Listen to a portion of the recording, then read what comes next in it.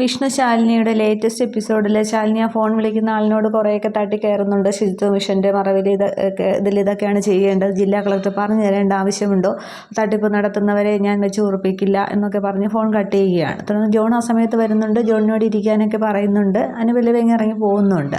അന്നേരം ഞാൻ പറഞ്ഞത് ശരിയല്ലേ ജോണെ എന്ന് പറയുമ്പോൾ 100% ശരിയാണ് മാഡം എന്ന് പറഞ്ഞിട്ട് ജോണിന് എന്താ പറയാനുള്ളതെന്ന് ചോദിക്കുന്നുണ്ട്. അന്നേരം ഒരു ഫയലും കൊണ്ടാണ് വരുന്നത്, എമർജൻസി റിലീഫിനുള്ള ലിസ്റ്റാണ് എന്നിങ്ങനെ പറയുന്നുണ്ട്. അന്നേരം അതെടുത്ത് നോക്കിയിട്ട് ഒരാൾ പോലും സത്യസന്ധമായിട്ടുള്ള കറക്റ്റായിട്ടുള്ള ഇല്ലല്ലോ എന്ന് ചോദിക്കുകയാണ്. അന്നേരം 1-2 പേരൊക്കെ ഏതിലും കാണുമെങ്കിൽ അതൊന്നും നമ്മൾ മൈൻഡ് ചെയ്യേണ്ട ആവശ്യമില്ലല്ലോ എന്ന് ചോദിക്കുക. അന്നേരം ഇത് ഞാൻ അംഗീകരിച്ച് തരില്ല, ഇത് മൊത്തം തട്ടിക്കൂട്ടി ഉണ്ടാക്കിയ ലിസ്റ്റാണ്, അനധികൃതമായിട്ട് നടത്തുന്ന ഒന്നും ഞാൻ സമ്മതിച്ച് തരില്ല എന്നിങ്ങനെ പറയുകയാണ്. ഫയലും അടക്കുകയാണ്. അന്നേരമാണെങ്കിൽ ജോൺ ഇങ്ങനെ പിറുപിറുക്കുന്നുണ്ട്, അനധികൃതമായിട്ട് നിങ്ങൾക്ക് ചെയ്യാം, ബാക്കിയുള്ളവർക്ക് പാടില്ല. അതിങ്ങനെ ശാലിനി കേൾക്കുന്നുണ്ട്. അന്നേരം എന്താ ജോൺ പറഞ്ഞതെന്ന് ചോദിക്കുകയാണ്.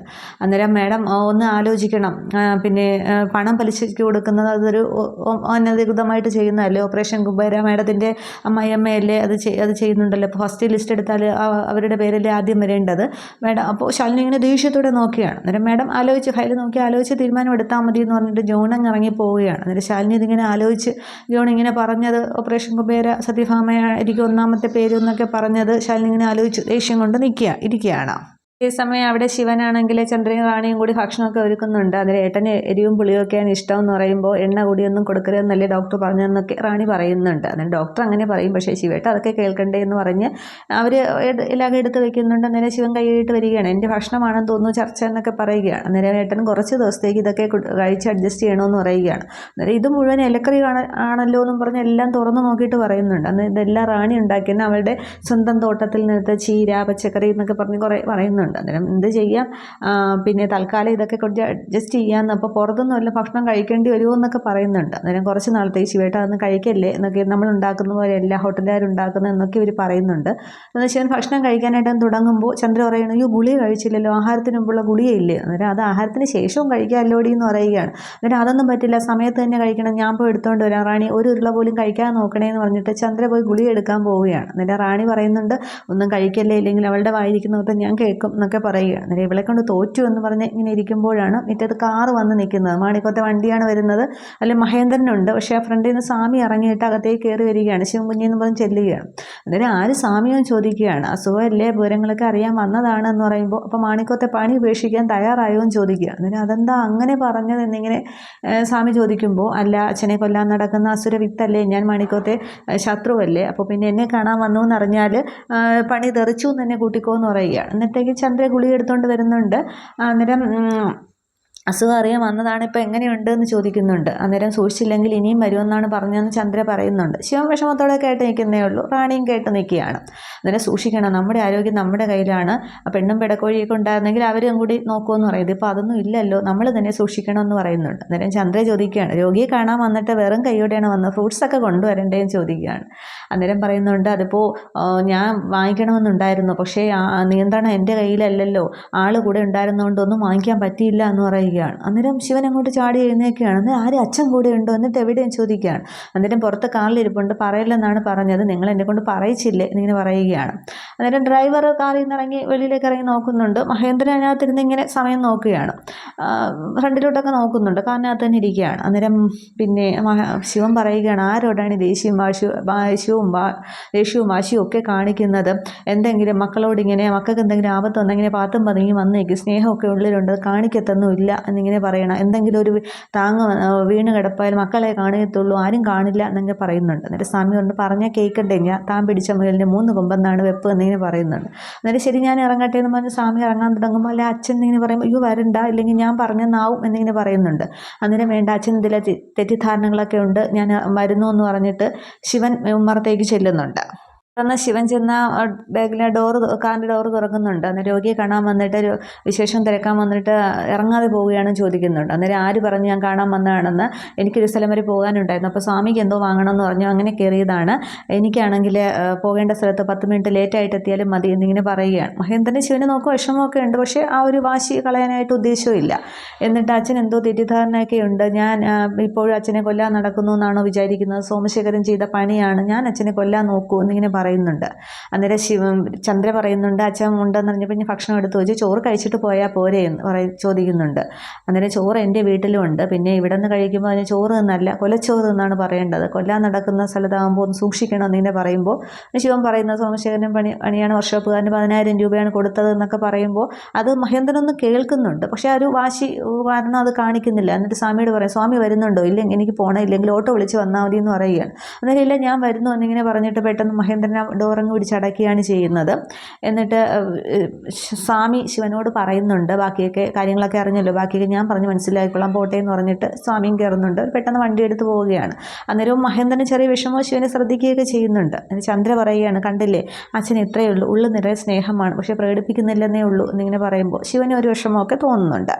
ഈ സമയം അവിടെ ഭാമയുടെ വീട്ടിൽ പൊന്നിയാണെങ്കിലും മിറ്റമൊക്കെ തൂക്കുന്നുണ്ട്. അന്നേരം പിള്ള അവിടെ നിന്ന് കണക്കൊക്കെ എഴുതുകയാണ്. അന്നേരം എന്താ പിള്ളച്ചേട്ടാ കണക്ക് കൂട്ടലൊന്നും ശരിയാവുന്നില്ലേ ചോദിക്കുക. അന്നേരം ഒന്നും അങ്ങോട്ട് ശരിയാവുന്നില്ല, നീ കഴിഞ്ഞ മാസം അഡ്വാൻസ് മേടിച്ചല്ലോ 5,000 രൂപ തന്നില്ലല്ലോ എന്ന് പറയുക. അന്നേരം അയ്യടാ അത് ഈ മാസത്തെ ശമ്പളത്തിൽ നിന്ന് പിടിച്ചിട്ട് ബാക്കിയാണ് ഇങ്ങോട്ട് തന്നത്, ഇനി എന്നെ പിടിച്ച് തൂങ്ങണ്ട എന്നൊക്കെ പറഞ്ഞ് പൊന്നി ജോലി തുടരുമ്പോൾ അല്ല ഇന്നാൾക്ക് എന്ന് പറയുമ്പോൾ പൊന്നിങ്ങനെ ശ്രദ്ധിക്കുകയാണ്. ഈ സമയത്ത് പഠിപ്പുര കടന്ന് കഴിഞ്ഞ എപ്പിസോഡിൽ കണ്ട കുട്ടികൃഷ്ണനാണെങ്കിൽ വരുന്നുണ്ട്. ശിവൻ മാർക്കറ്റിൽ പോയി പലിശ ചോദിച്ചില്ല, അയാൾ വരുന്നുണ്ട്. അന്നേരം ആരാ എന്താന്നൊക്കെ പിള്ള ചോദിക്കുമ്പോൾ ഇനി സത്യാമ്മ ഒന്ന് കാണണം, കുട്ടികൃഷ്ണൻ വന്നു എന്ന് പറഞ്ഞാൽ മതി, അറിയാം കുറച്ച് വടക്കുന്നാണെന്നൊക്കെ പറയുന്നുണ്ട്. അന്നേരം ആരാന്നും പറഞ്ഞ് ഭാമ ഇങ്ങോട്ട് ഇറങ്ങി വരുന്നുണ്ട്. അന്നേരം കുട്ടികൃഷ്ണനാണേ എന്ന് പറയുമ്പോൾ ഇങ്ങനെ ഒരാളെ കാണാനുണ്ടോ, പൈസ മേടിച്ചുകൊണ്ട് പോയതാണല്ലോ, പിന്നെ കണ്ടില്ലല്ലോ എന്ന് പറയുകയാണ്. അന്നേരം ഞാൻ സത്യാമ്മയെ കണ്ട് കാര്യങ്ങളൊക്കെ ഒന്ന് പറയാൻ വന്നതാണെന്ന് പറയുമ്പോൾ ഇനി എന്ത് പറയാനാണ്, വാങ്ങിച്ചതുപോലെ പൈസയും പലിശയും മുതലെങ്കിലും തന്നു തീർത്തൂടെ എന്നും പറഞ്ഞ് ഭാമ കുറേ വഴക്ക് പറയുന്നുണ്ട്. അന്നേരം മനഃപൂർവ്വം തരാത്തല്ല ഞാൻ വാങ്ങിച്ചിട്ടുള്ളതൊക്കെ തന്നിട്ടുള്ളതല്ലേ എന്ന് പറയുകയാണ്. അന്നേരം അതുപോലെയല്ലേ ഈ പൈസയും എനിക്ക് വേണം, ശിവനെ അറിയാമല്ലോ വീട്ടിൽ കയറി വരും എന്നൊക്കെ ഇങ്ങനെ പറയുന്നുണ്ട്. അന്നേരം എനിക്ക് ഒരു മാസത്തെ സാവകാശം കൂടി വേണം എന്ന് പറയുമ്പോൾ അതൊന്നും പറ്റില്ല, 2 ദിവസം കൂടി തരുമെന്ന് പറയുന്നുണ്ട്. അന്നേരം ഞാൻ മനഃപൂർവ്വം തരാത്തല്ല, ഹരി ഹോസ്പിറ്റലിലാണ് തലകറക്കം വന്ന് കയറിയതാണ്, ഇപ്പോൾ ഇല്ലാത്ത അസുഖങ്ങളൊന്നും ഇല്ല, ഒരു മാസം വേണമെന്ന് പറയുമ്പോൾ ഒരു പലിശയൊക്കെ തരാമെന്ന് വളരെ വിഷമത്തോടു കൂടിയാണ് ഈ കുട്ടികൃഷ്ണൻ സംസാരിക്കുന്നതൊക്കെ. പക്ഷേ ഭാമയാണെങ്കിൽ ദേഷ്യപ്പെട്ട് തന്നെയാണ് ഇല്ല 2 ദിവസം അതിനുണ്ടല്ലോ മുതലും പലിശയും തന്നേക്കണം, ഇല്ലെങ്കിൽ ഉണ്ടല്ലോ മാനം കെടുത്ത് ഞാൻ ശിവനെ ഞാനങ്ങ് പറഞ്ഞുവിടും, ശിവനെ അറിയാമല്ലോ ഇനിയൊന്നും പറയണ്ട പൊയ്ക്കോ എന്ന് പറഞ്ഞിട്ട് അയാൾ പറയുന്ന ഒരു വാക്ക് പോലും കേൾക്കാൻ തയ്യാറാകാതെ ഭാമയങ്ങ് അകത്തേക്ക് പോവുകയാണ്. അന്നേരം പിള്ളയോട് പിള്ള പറയുന്നുണ്ട് പോയി പൈസ ഉണ്ടാക്കാൻ നോക്കി എന്നിട്ട് കൊണ്ടുപോകാൻ. അന്നേരം നിങ്ങളൊന്ന് പറഞ്ഞ് എന്നിട്ട് വേണം എൻ്റെ പണി കൂടി കളയാനാണ്, മര്യാദയ്ക്ക് പോകാൻ നോക്ക്, സത്യാമ്മയെ അറിയാമല്ലോ മാനം കെടുത്തും എന്നിങ്ങനെ പറയുമ്പോൾ ആകെ വിഷമിച്ച് അയാൾ നടന്നു പോവുകയാണ്. പക്ഷെ പഠിപ്പുരയൊക്കെ കടന്നു പോകുമ്പോൾ അയാളുടെ മുഖം ഭയങ്കര വിഷമമായിട്ടാണ് കാണിക്കുന്നത്. തുടർന്ന് ഇനി നമുക്ക് നമ്മുടെ പണി നോക്കാമെന്നും പറഞ്ഞിട്ട് പൊന്നു തൂക്കുകയും പിള്ള കണക്കെഴുതുകയൊക്കെ ചെയ്യുന്നുണ്ട്. അതേസമയം രാത്രിയാണെങ്കിൽ ജോലി കഴിഞ്ഞ് രോഹിത് അവിടെ കുടുംബശ്രീ വീട്ടിൽ ഓട്ടോയിൽ വന്ന് ഇറങ്ങുന്നുണ്ട്. അന്നേരമാണെങ്കിൽ കുഞ്ഞ് അവിടെ നല്ല കരച്ചിൽ കേൾക്കും, കഴുത്തിൽ കിടന്ന് കരയുകയാണ് ശാരികയുടെ. പിന്നെ കുഞ്ഞ് കരയുന്നില്ല, ശാരിക അടുത്തില്ലേന്നും പറഞ്ഞ് ഓട്ടോ കൂലിയൊക്കെ കൊടുത്തിട്ട് രോഹിത് അകത്തേക്ക് വരുന്നുണ്ട്. അന്നേരം കുഞ്ഞൊറ്റയ്ക്ക് ഇങ്ങനെ കട്ടിൽ കിടക്കുകയാണ്, ശാരിക മുറിയില്ല. അന്നേരം ശാരിക കുഞ്ഞിനെ ഇട്ടിട്ട് എവിടെ പോയെന്നും പറഞ്ഞ് മോളെ എടുക്കാമല്ലോ എന്താടാ കുട്ട കരയുന്നതെന്നും പറഞ്ഞ് കുഞ്ഞിനെ എടുത്ത് തോളിലൊക്കെ വെക്കുന്നുണ്ട്. അന്നേരം വിശക്കണോ പാല് തരാമെന്നും പറഞ്ഞിട്ട് അവിടെ നിന്ന് കുപ്പിയിൽ പാലെടുത്ത് രോഹിത് കൊടുക്കുന്നുണ്ട്. അന്നേരം അതിനാണോ കരഞ്ഞതെന്നൊക്കെ കരച്ചിൽ നിർത്തുന്നുണ്ട്. അന്നേരം അപ്പുറത്ത് ജനലിൽ കൂടി ശാരിക വരുന്നുണ്ട്. ചിറ്റപ്പൻ്റെ കയ്യിൽ നിന്ന് പാല് കുടിക്കുന്നു എന്ന് പറഞ്ഞ് ശാരിക പുറത്തേക്ക് വരികയാണ്. അന്നേരം പിന്നെ കരയുകയായിരുന്നു എവിടെ പോയി എന്നൊക്കെ ശാരിക ചോദിക്കുന്നുണ്ട്. അന്നേരം ചിറ്റപ്പൻ്റെ ചൂട് ഇഷ്ടപ്പെട്ടാന്ന് തോന്നുന്നു എന്നൊക്കെ പറഞ്ഞ് ശാരികയും കൊഞ്ചിക്കുകയൊക്കെ ചെയ്യുന്നുണ്ട്. അന്നേരം കൊച്ചിനെ എടുത്തുകൊണ്ട് രോഹിത് കട്ടിലേക്ക് ഇരിക്കുകയാണ്. അങ്ങനെ അവരിങ്ങനെ സംസാരിച്ചുകൊണ്ട് നിൽക്കുമ്പോൾ ശ്യാമ ഓടിക്കൊണ്ട് വരികയാണ്. ഇതിനകത്ത് കയറിയിരിക്കുകയാണോ, ഞാനാണെങ്കിൽ അവിടെ ഭക്ഷണം വിളമ്പിച്ച് പെരയ്ക്ക് ചുറ്റും നടക്കാൻ തുടങ്ങിയ ഞാൻ അകത്തിരിക്കുന്ന ആളിനെ ഞാൻ പുറത്ത് തിരക്കിയിട്ട് എന്താ ഉദ്ദേശവും കാര്യം എന്നൊക്കെ ഇങ്ങനെ ചോദിക്കുന്നുണ്ട്.